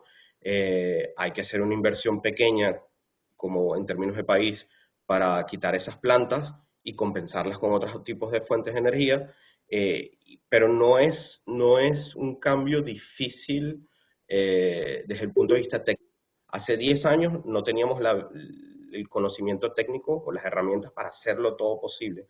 Hoy en día tenemos múltiples herramientas para hacer el cambio a nivel personal, a nivel corporativo, a nivel país. El problema está en el cambio cultural, y charlas como esta tratan de ayudar poco a poco en el entendimiento de cuáles son nuestras decisiones y cuál es el impacto en esas decisiones. Podemos tener un carro, y vuelvo al mismo ejemplo, un carro a gasolina que nos lleva de un sitio A a un sitio B, pero también podemos tener un carro eléctrico que lo conectamos en nuestra casa, que tal vez tenemos paneles solares y nos lleva de un sitio A a un sitio B. La diferencia entre los dos servicios, tienes el mismo uso, pero el impacto ambiental de una opción con respecto a otra es fuerte y es cuantificable. Y ese es simplemente un cambio cultural, tanto personal como corporativo, como a nivel de país, como en el caso del Reino Unido, que tienen objetivos fuertes, incluido el de Estados Unidos, que es 40% de reducción para el 2030. ¿Qué se ha hecho con respecto al esfuerzo de China e India sobre el net zero? Sí, China, lo que pasa es que China fue, cuando ves el Acuerdo de París, se hizo una lista de países industrializados o en vías de desarrollo, y se concluyó que los países con una industria fuerte son los que generan más CO2, y que el CO2 que lo generas en Estados Unidos en 7 días puede estar en cualquier parte de Estados Unidos, del mundo, perdón. Entonces, la consecuencia es que los países industrializados en Europa, etcétera, que pasaron por esa lista del protocolo de Kioto y del Acuerdo de París, se comprometieron a invertir no solamente en sus propios países, sino que también invierten en otras zonas para disminuir sus emisiones, pero con costos que son inferiores tal vez a absorber ese CO2 en sus propios países. En el caso de China, para ese corte específico, no fue considerado como un país industrializado que estaba dentro de esa lista. Entonces eso lo permitió conseguir unos años de gracia en donde ellos van a tener más crecimiento y no van a tener que seguir los estándares normales o los objetivos que se fijaron los otros países. Creo que igual si hubiesen estado en esa lista, ellos hubiesen tenido un camino independiente, pero lo que es importante es que China genera muchísimo CO2, pero cuando analizas el cambio y la inversión en energía verde, son los líderes también en cambio, en transición energética. O sea, están invirtiendo muchísimo dinero también en ser más verde y no estar contaminando tanto en CO2. Lamentablemente sí, porque están creciendo como país, siguen teniendo demanda de carbono y es lo más barato en algunas oportunidades, pero como país también tienen un objetivo fuerte y ya tienen un objetivo net cero, que 10 años después que el resto del mundo, ok, hay un problema de tiempo, pero ya están conscientes de que tienen un objetivo y trabajan en función a eso. Te preguntan si se sabe cuál es la proporción de científicos que niegan el problema, o sea, qué tan sólida está la comunidad científica respecto a este problema. No lo sé, porque es un cambio de comportamiento personal y corporativo. Entonces hay ciertas regiones en donde la gente culturalmente ya acepta el concepto. Y si vas a Europa, todos los niños ya lo aprenden en la escuela. La mayoría de las compañías tienen algún tipo de concepto de sostenibilidad dentro de su prácticas corporativas. En otros países, lamentablemente, no es así. Tal vez por problemas de esfuerzo de no querer migrar hacia este nuevo o hasta ese concepto, o tal vez porque no tienen los recursos para invertir en eso. Pero saber qué proporción de científicos están de acuerdo o no es difícil cuantificar. En todo caso, no tengo esa respuesta en porcentajes absolutos. Pero es como cualquier cambio. O sea, la Tierra era plana hasta que alguien dijo que era redonda. O sea, y no fue un cambio automático. O sea, toma tiempo y hay que tener pruebas para, para digerir eso y van a pasar años y lo importante es que ya hay un grupo encargado de liderar ese cambio y que ya tenemos una ruta y un objetivo claro de qué queremos. Y eso es bastante importante. Te preguntan cómo balancear las restricciones de emisiones a los países desarrollados con respecto a los de en vía de desarrollo. El aspecto Es, ético pareciera crucial. ¿Cómo manejar este conflicto? Sí, sí, dentro de los acuerdos, si lees el de Kioto, el de París y todos estos acuerdos que se firmaron, ya se sabe que los países industrializados son los que están generando más CO2. Y estos países son los que aceptaron esta clasificación y se comprometieron a invertir más en los países que no tienen oportunidad de financiar esa transición energética. Entonces, dentro de esos programas que se describieron en esos acuerdos, está los programas que se hacen dentro del mismo país para disminuir tus emisiones, pero también se contempla la ayuda tanto económica como técnica de países industrializados en los países en vías de desarrollo para poder compensar esas emisiones. ¿Por qué? Porque, lo digo otra vez, la emisión que tú haces y generas en tu ubicación en 7 días está en cualquier parte del mundo. Entonces, las emisiones de los países industrializados afectan a los países en vías de desarrollo y la solución tiene que ser una solución planetaria de todos juntos como especie. No puede ser soluciones aisladas, no puede ser solamente Europa y China y Estados Unidos no haciendo ningún esfuerzo. Tiene que ser una contribución de todos. Te dicen, en Panamá y Brasil, además de en África, han surgido iniciativas empresariales de venta de créditos de carbonos positivos. ¿No crees que en Venezuela tenemos un gran potencial al respecto, no utilizado todavía? Sí, sí lo hay, sí hay un potencial enorme yo creo que he visto charlas aquí en VAPA que muestran todo el potencial que tenemos en Venezuela en todo tipo de energías, afortunadamente. Ahora, tiene que haber un cambio en la estructura de gobierno que te permita financiar ese tipo de proyectos, tiene que haber un cambio cultural que se dedique a aceptar el climático y a promover esas soluciones. El potencial existe. Ahora, el dinero puede que exista también de países desarrollados que quieran invertir en países en vías de desarrollo como Venezuela, pero tiene que haber un contexto claro que permita al inversionista dar marcha adelante a un proyecto en Venezuela. Mira, dado que los bosques y los océanos absorben alrededor del 50% de las emisiones, ¿cuáles son las emisiones netas emitidas? ¿Siguen siendo 35 gigatoneladas de CO2 por año o son 70 gigatoneladas. Depende de qué fuente utilices, están entre 35 y 70. O sea, yo he visto entre 35 y 61. Eh, pero el concepto de absorción de los bosques y los océanos, etcétera, entra dentro de la ecuación del ciclo natural de generación del CO2, y la misma Tierra va a tener mecanismos para absorber ese CO2.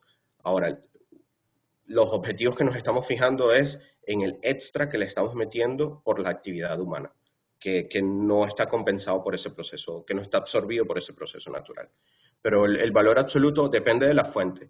Yo lo que recomiendo, y mi referencia personal, es la IEA, la Agencia Internacional de la Energía, que son las personas o el equipo que considero que hace el mejor modelo para lo que es generación y cuantificación del CO2. Son bastante realistas y tienen un networking fuerte con todos los países que hace que tengan números muy exactos sobre las emisiones de ciertos países. Y lo que no tienen como fuente, como dato duro compartido por los países, lo modelan de una forma bastante orgánica. Te preguntan cuáles otras actividades humanas generan significativa cantidad de gases de invernadero en comparación con lo que generan las petroleras.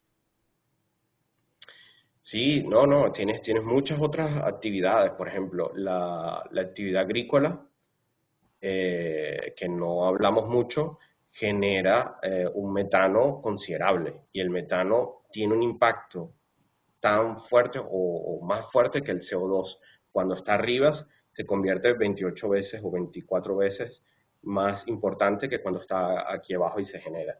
Entonces, cuando comemos carne, eso está asociado a una vaca, y esa vaca produce un metano, y para alimentar a esa vaca necesitaste mucho pasto, y ese pasto lo puedes traducir a CO2 que utilizaste y que necesitaste para alimentar la vaca tiene procesos físicos que genera metano, y toda esa secuencia de comer carne, el tener una parrilla en la casa, se puede traducir en un footprint de CO2 directo, y se puede calcular muy fácilmente, y hay calculadoras bastante simples de usar en ese caso. Entonces, la parte agrícola, la parte fertilizantes, hay muchos tipos de industrias que generan otros tipos de gases invernaderos, tal vez no directamente CO2, pueden ser muy importantes.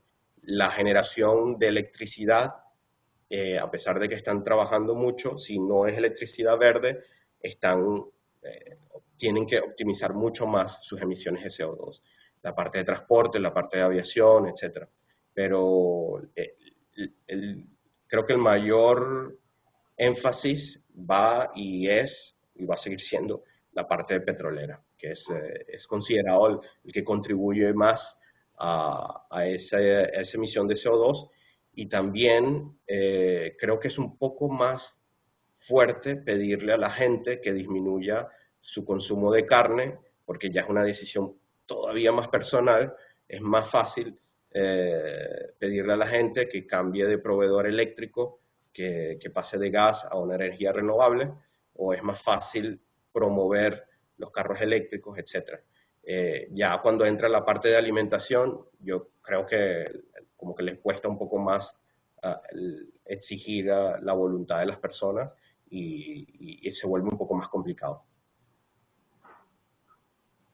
Te preguntan, ¿qué factores consideras es más importante para revertir la percepción de la sociedad al respecto? ¿Campanas de comunicación en los social media, educación K12, nuevas carreras universitarias o legislación? Y si es legislación, si es mundial o regional. Sí, la legislación mundial creo que es imposible de detener. Puede existir, podemos empezar con un tax en el carbono, en las emisiones de carbono. Eso sería lo más inmediato. Entonces, tiene que haber una combinación entre la legislación o las leyes a nivel país y también presión de parte del inversionista y de los bancos hacia las juntas directivas, hacia los presidentes de las compañías. Eso va a ser como el paso a seguir más inmediato. Ahora, si no se hace, si se hace campañas en redes sociales y se incentiva esto, va a ser muy voluntario y hay muchas compañías que si no las obligas no van a hacer ese cambio. Entonces tiene que haber una combinación entre presión del inversionista, presión de la banca y presión del Estado para hacer eso. A nivel global, un tax del CO2 global es una idea muy bonita, creo que va a ser bastante difícil de llevar, pero eso sería la solución más idónea para terminar con este problema. Pero lamentablemente no, por intereses de cada país o intereses personales o de cada compañía, no creo viable eso. La última pregunta que hay aquí es, ¿puedes opinar sobre cómo los sistemas de energía solar impactan negativamente en nuestro medio ambiente debido al proceso de manufactura y desmantelación o abandono? ¿Cómo podrías repetir la pregunta otra vez? ¿Cómo los sistemas de energía solar Ujú. impactan negativamente en nuestro medio ambiente, tanto en el proceso de manufactura como cuando los tienes que desmantelar y abandonar? Sí, no, y tienen 100% la razón. O sea, necesitas minerales raros y para eso necesitas hacer minería. También necesitas aprender a reciclarlos, que hoy en día no se está haciendo. Pero es un cambio progresivo. La idea es que la minería se vuelva también net cero en el futuro, entonces las emisiones de esa minería van a disminuir, sacar ese mineral no va a generar tanto CO2, en la cadena de transporte de ese mineral hacia donde se va a hacer el panel solar va a también ser net cero, vas a tener barcos que no van a tener tantas emisiones, y después se va a generar el panel solar, etcétera.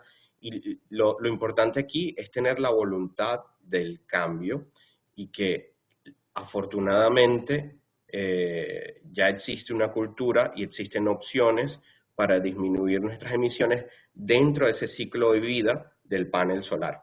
Entonces, sí, hay un ciclo de vida fuerte donde el carbono es generado en toda la parte, desde el nacimiento hasta la muerte de ese panel solar, pero si vamos poco a poco optimizando esos procesos, va a llegar un punto en donde ya toda la cadena y todo ese proceso está optimizado y ya no va a haber tantas emisiones como si se estuviese utilizando el petróleo de su forma normal y regular. Ese es el concepto. Pero sí, estoy de acuerdo, no estamos ahí. Por ejemplo, los carros Tesla todavía no se reciclan bien, pero ya existen, se están planificando formas de llegar al punto de reciclar un 80% de ese carro. La batería, sí, va a necesitar minería, pero están obligando a esas compañías a hacer net cero. Entonces, es una cadena que se está desarrollando. Ok, con esto terminan las preguntas. Ahora viene el derecho de palabra y está anotado en el derecho de palabra Pedro Figueroa. Pedro, por favor, acuérdate que son 3 minutos nada más.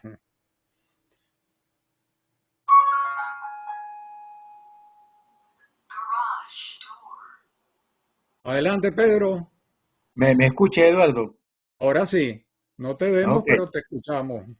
ok. Parece ser que mi pregunta que hice por el chat no les llegó. A colega Rojas, felicitaciones. Fue una muy ilustrativa presentación. La pregunta era, ¿esos procedimientos técnicos que la compañía que usted maneja y lo que están usando otras son igualmente aplicables a las petroleras públicas que a las privadas? Sí, sí, sí, las soluciones son las mismas.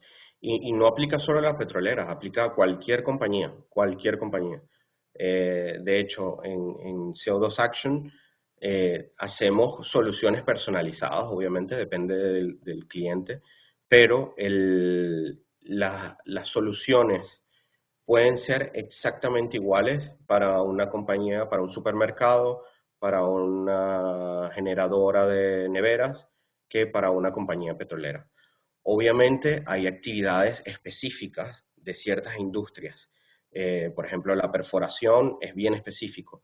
El flaring, lo que es la quema del metano, es muy específico en la compañía petrolera, pero se hace la solución independientemente si es una compañía privada internacional o si es una compañía nacional. Es la misma secuencia, es la misma lógica y de verdad que el, tratamos de que la persona o la compañía no encuentre barreras en su aplicación. Pueden ser cosas muy pequeñas o pueden ser cosas muy específicas a cada proyecto y a cada campo. Déjeme aclarar la pregunta. En verdad, las compañías públicas tienen un objetivo muy diferente a las privadas. Las privadas es para darle beneficios al accionista, en cambio la pública es para el desarrollo de su gente y el desarrollo del país. Sí, sí, pero a nivel de soluciones es lo mismo. Tienes un desarrollo, tienes que contar tus emisiones y reducir, te comprometes en reducir las emisiones. Ahora, hay ciertos costos y hay soluciones que tienen casi no costo, que es solamente un cambio cultural, y hay soluciones que tienen un costo fuerte. Entonces, la compañía privada obviamente va a observar ese análisis, va a ver cuánto tiene que invertir con respecto al CO2 que va a dejar de emitir o que va a absorber. Entonces, la compañía privada va a hacer un análisis más exhaustivo de cuánto va a invertir y va a ponerle una ganancia, así sea a nivel de marca, de cuánto va a obtener a partir de cada paso y de cada solución.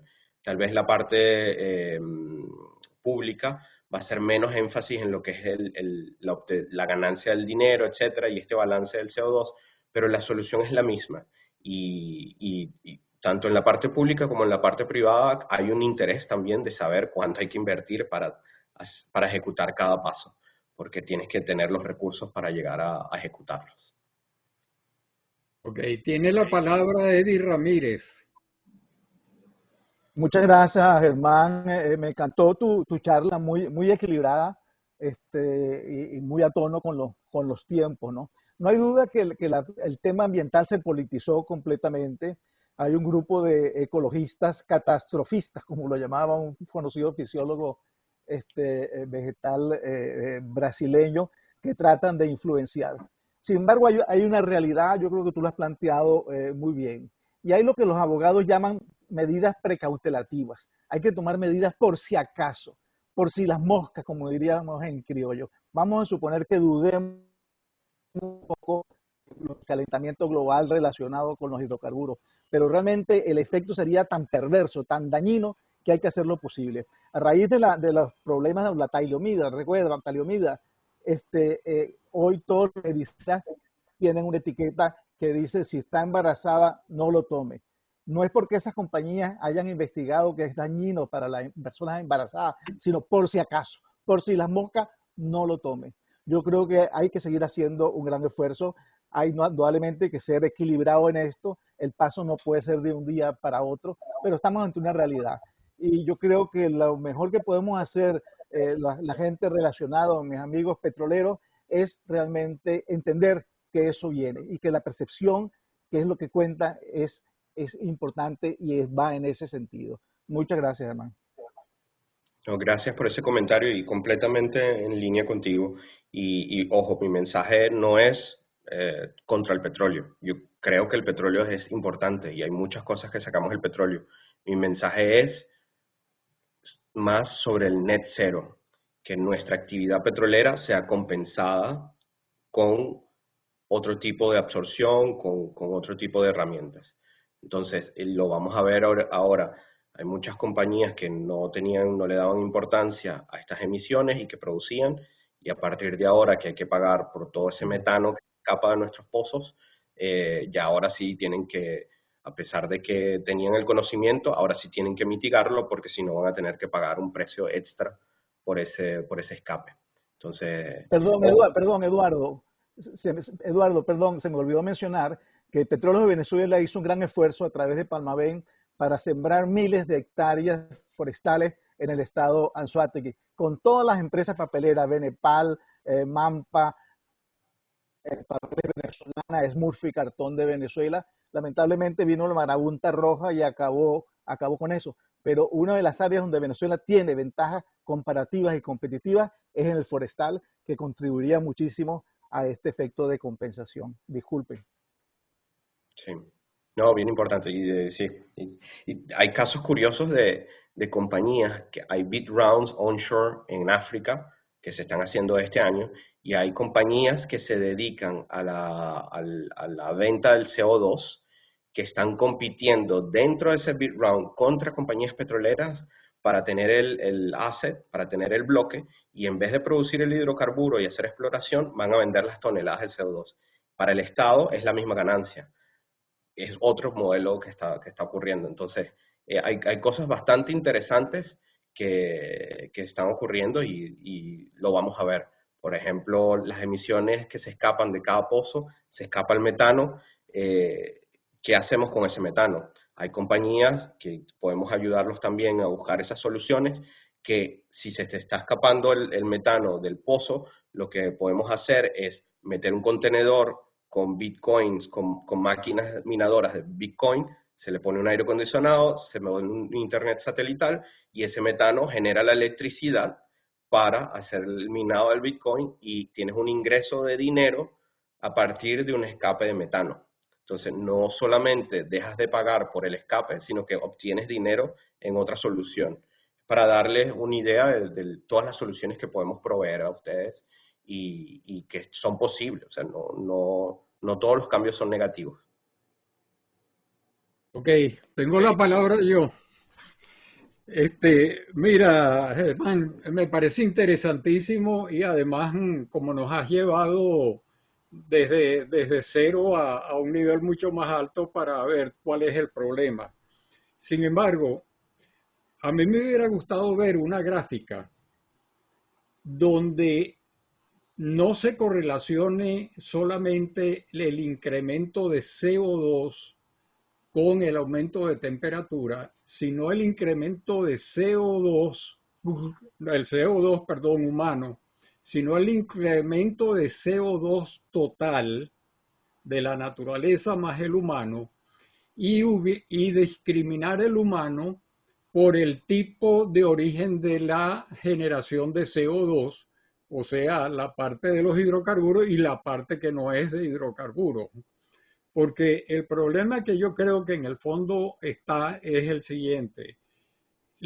Todos nosotros reconocemos que tenemos que frenar la contaminación por hidrocarburos. Eso es indudable. La pregunta que hicieron y me parece válida es, ¿bastará eso solamente?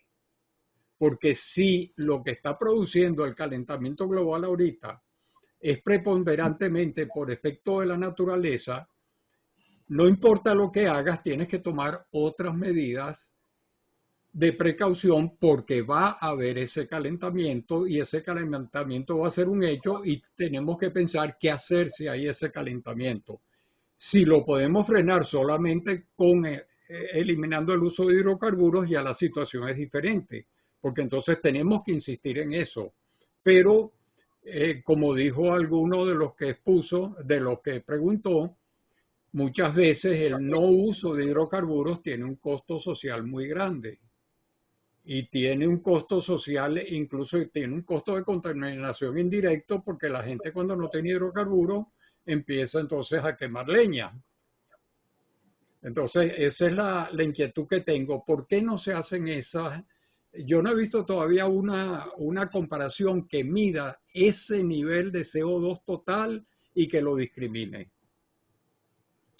Sí, tienes razón y tal vez la gráfica que más se ajuste a eso es el último reporte del IPCC, en donde describen eso, donde dan la diferencia entre la absorción natural y el cambio dependiente solamente ligado a la actividad humana. Ahora, sacar el impacto solo del petróleo es un poco difícil porque el petróleo está en todo.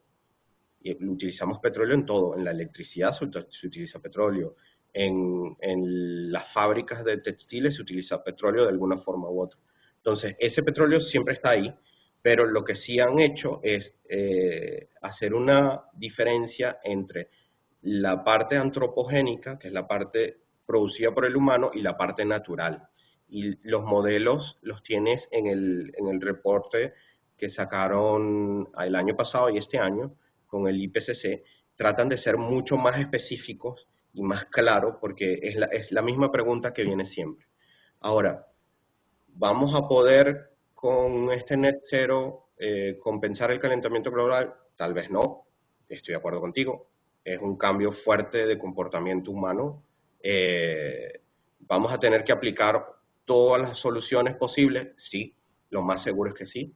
Que todas las ideas, locas o no, vamos a tener que hacerlas porque no va a haber otra forma. ¿Existe alguna idea que se está descartando porque nos estamos enfocando en la parte humana y no estamos enfocados en la parte natural? No. Yo creo que todas las soluciones se están preparando y todas las soluciones se están investigando. Y lamentablemente vamos a tener que aplicarlas todas en algún momento si no disminuimos con el objetivo net zero de aquí al 2050. Y cuando tenemos un discurso muy bonito, pero cuando ves los reportes anuales del Instituto de la Energía, Instituto Internacional de la Energía, estamos aumentando todos los años nuestras emisiones de CO2. Bajamos un poco durante el COVID, pero después del COVID nos volvimos otra vez a la rutina y nuestras emisiones siguen siendo el récord registrado por ellos, por los humanos. Ok, bueno, entonces la última persona que va a intervenir es María Ángela Capelo y después de eso entonces le doy el control a Carlos Sánchez para que cierre y pasemos a la sobremesa. Adelante, María Ángela. Eduardo, perdón, yo estoy también en el derecho de palabra. Pues le cedo el puesto antes a María Ángela, por supuesto. No apareces con la mano levantada, Juan. Ni Gracias, apareces Juan. en el chat. En aras del tiempo, ahorita déjame hacer la pregunta y después escuchamos a nuestro estimado Juan. Germán, quiero felicitarte grandemente por elevar la residencia con respecto a la comisión. Y mi pregunta es un poquito, tal vez, provocativa. Sabemos que el sector energético viene siendo atacado y muy fuertemente. Personas como Greta Thunberg, etcétera, que nos han hecho un daño tremendo en la opinión pública. ¿Cómo crees tú que podemos incentivar un efecto contrario? Es decir, conseguir nuestra propia Greta Thunberg contraria, que nos diga que acceder a la energía mejora la calidad de vida, el tener acceso a energía segura, digamos, disminuye las dificultades de los países en vías de desarrollo. Y bueno, muchas gracias por tus apreciaciones al respecto.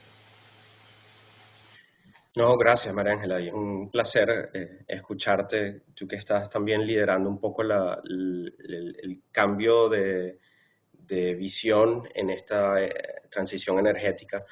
Desde mi punto de vista, creo que hay una visión bastante negativa hacia la industria petrolera, pero eso puede cambiar si se aplican regulaciones. O sea, si está claro que la industria petrolera va a pagar por sus emisiones, primero la misma industria va a optimizar sus procesos para no tener que pagar y seguir trabajando en función a los stakeholders, pero también ese dinero que se colecta de ese escape, que tal vez va a ser inevitable, se va a ser reinvertido a nivel estatal o a nivel gubernamental o tal vez por la misma compañía en soluciones verdes.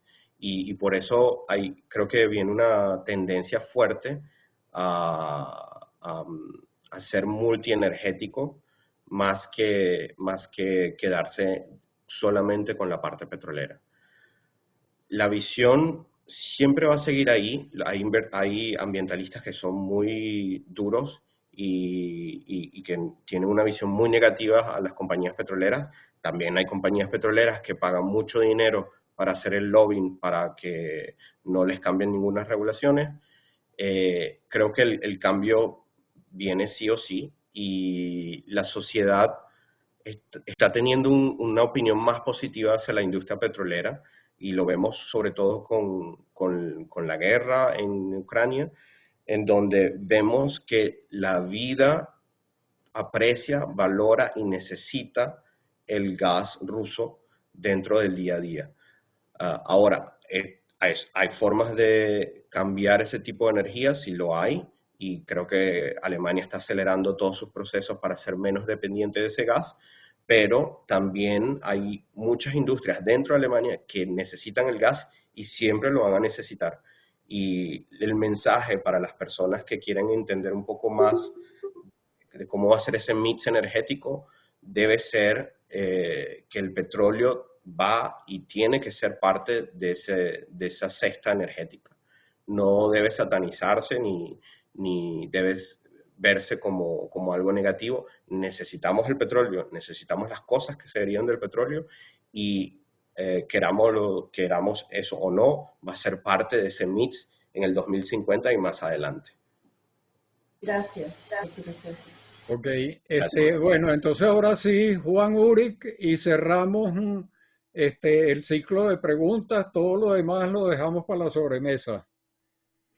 Bueno, Germán, antes que nada te tengo que felicitar por tu presentación, pero además por la magnífica iniciativa de tu empresa. Yo creo que el tipo de trabajo que ustedes están haciendo es fundamental. Ahora fíjate dos cosas. ¿Ustedes han hecho algún tipo de análisis sobre el costo de oportunidad que va a significar o debería significar en la industria marítima sustituir el búnker por los reactores nucleares? Esa es la primera. Y la segunda es, a mí siempre yo sé, tengo una idea de la complejidad que significan los modelos que ha manejado el IPCC.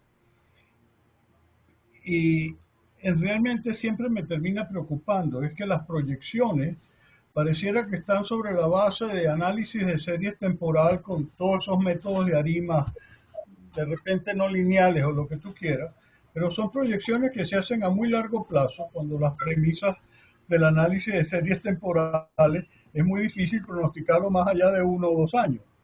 Puede ser que ya hay herramientas estadísticas que desconozco, ¿no? Eso por una parte. Y por otra parte, a mí siempre también me ha llamado en relación un poco a lo que dice Eduardo, ¿no? Es decir, yo nunca he visto, seguramente lo hay, un modelo en el que digamos, el efecto sobre la sociedad de las emisiones de CO2 sea la diferencia entre el costo que significa epidemiológicamente, es decir, enfermedades, etcétera, etcétera, drought, todo lo que pueda pasar ambientalmente, eso tiene un costo, menos el valor social, es decir, el freno al desarrollo que puede significar el objetivo del 2030 o del 2050. Que eso pareciera que puede ser interesante, ¿no? Sí, no, la pregunta es válida y de verdad contestar esa pregunta creo que es complicado porque primero tenemos muchos problemas, como especie tenemos muchos problemas que no son solamente el CO2. Ahora, en cierta forma, para poder solucionar un problema tan grande hay que enfocarse en una sola cosa y fijar un objetivo, que es lo que estamos haciendo con el Net Zero. ¿Lo vamos a lograr? Tal vez no, pero hay que tener un objetivo y trabajar en función a eso. ¿Estamos abandonando otros problemas? Sí, existen muchísimos otros problemas que no están teniendo atención porque estamos dedicando nuestra atención solamente a eso. Pero es como un juego de cuál es nuestra prioridad, cuál es la atención, dónde queremos enfocar ese problema. Cuando era el COVID, solo hablábamos del COVID. pero antes del COVID y después del COVID hablamos de cambio climático. Y después, dentro de unos 5 años, vamos a hablar, no sé, de la vuelta de la capa de ozono, del hueco en la capa de ozono. Hay ciertos problemas, nos enfocamos a esos como especie y conseguimos soluciones. La capa de ozono es un buen ejemplo. Teníamos el hueco de la capa de ozono, empezamos a luchar contra eso, luchamos contra los aerosoles, se recuperó, cambiamos culturalmente, seguimos teniendo aerosoles, pero ya no dañan el medio ambiente y ya no hablamos de eso. Para mí, eso es el mismo ejemplo para el CO2. Va a pasar lo mismo. Vamos a hacer un cambio cultural, vamos a tener las cosas, pero vamos a lograr una solución. Ahora, sobre el impacto de la parte marítima, sí hay modelos y en la parte marítima hay que hacer una inversión grande, pero hay que también entender que la mayoría del comercio hoy en día está transportando su mercancía a partir de la parte marítima. Y soluciones de todo tipo en la parte marítima existen, y lo que hace falta es compañías como Maersk que preordenan los barcos inclusive antes de tener la capacidad industrial de tener el combustible para esos barcos, de combustibles energéticos con bajo carbono. Entonces, tiene que haber una inversión, tiene que haber una demanda y después se busca la energía limpia para alimentar esa demanda. Es como un problema del huevo y la gallina. Sobre el modelo del IPCC y del Instituto de la Energía, estoy de acuerdo contigo, o sea, no es impredecible. Y de hecho, yo vi los modelos de hace 2 años sobre la demanda de combustible fósil y era muy baja con respecto a donde estamos hoy. O sea, de un año al otro se equivocaron, porque la gente después del COVID no siguió con la costumbre que agarró durante el COVID. En realidad ahorita estamos viajando más y estamos consumiendo más combustibles fósiles y estamos saliendo más y estamos moviendo más mercancía por barcos y todos los puertos están a tope. Entonces, esos modelos lamentablemente no son exactos, pero te sirven para tener una proyección a largo plazo y una visión a largo plazo. Lo que está haciendo el IPCC hoy en día es tomando varios modelos y tener un caso dramático y un caso optimista y un caso business as usual y un caso con las políticas actuales. Entonces, si ves el modelo del IPCC, tienes el modelo de net zero, que nos quedamos a 1.5 grados de temperatura. Si no hacemos ningún cambio de política, pero cumplimos con nuestras promesas, llegamos a 2 grados de temperatura. Si seguimos sin hacer nada, llegamos a 4 grados de temperatura. Entonces, ya ahora, si juegan con esos modelos, y lo vas a ver en el reporte, que ya ahora sí están diciendo, mira, si no hacemos nada, terminamos aquí, o peor, y si hacemos algo, puede que lleguemos a esto. Bueno, gracias, Germán. Realmente te damos las gracias porque hiciste una presentación muy profesional, objetiva y con mucho temple. O sea, nos transmitiste un mensaje que es tan polémico y yo creo que la mayor parte de la audiencia lo escuchó con paciencia, ¿no? Te agradecemos eso. Realmente tienes un material muy valioso. Y espero que sigas formando parte de esta comunidad. Además de que eres uno de los jóvenes, de nuestros jóvenes con potencial. Bueno, y Germán está a la orden para cualquier consulta que alguno quiera.